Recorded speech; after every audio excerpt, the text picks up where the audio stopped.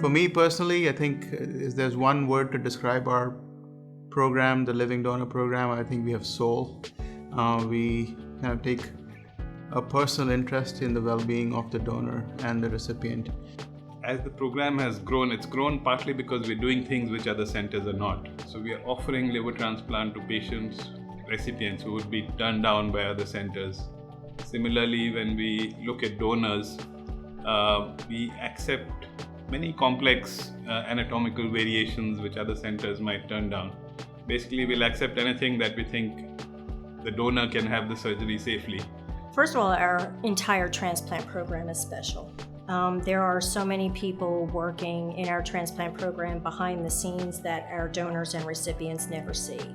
The lab, the operating room, the HLA lab, the pharmacists, everyone that is taking care of our patients are amazing.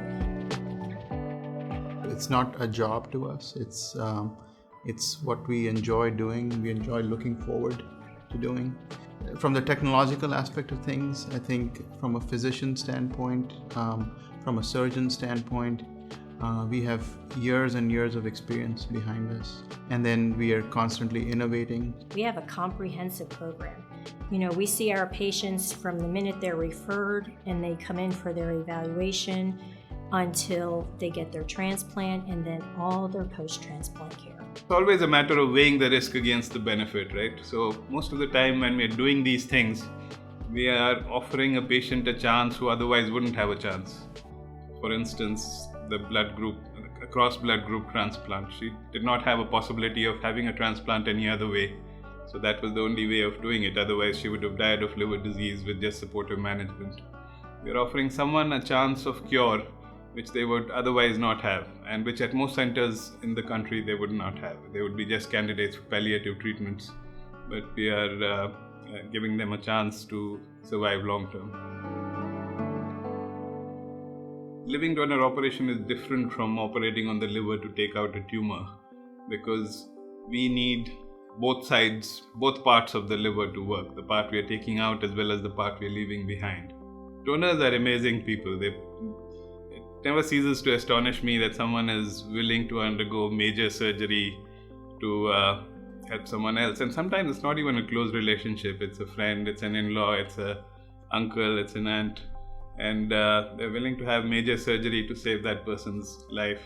They're amazing people as such. And I think they feel reassured when they're coming to a center which is doing these operations regularly.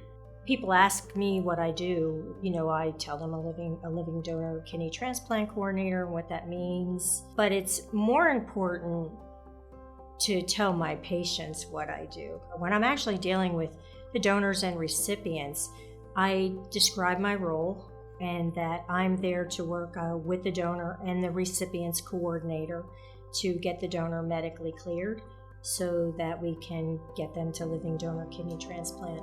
The more they learn about me, the more they learn about their evaluation, about the surgery, the hospital stay, the recovery, the less fearful they are. And then they are more motivated to get through their evaluation quickly, get through their testing, and so on. I am absolutely walking them through the journey. And I want it to be the best journey they've ever had in their life. Living donor kidney transplants in our field is the pinnacle of excellence in transplantation that we can offer to our patients. And that's what we strive for, is excellent care. And with living donation, we can offer our patients the best possible transplant that they can get.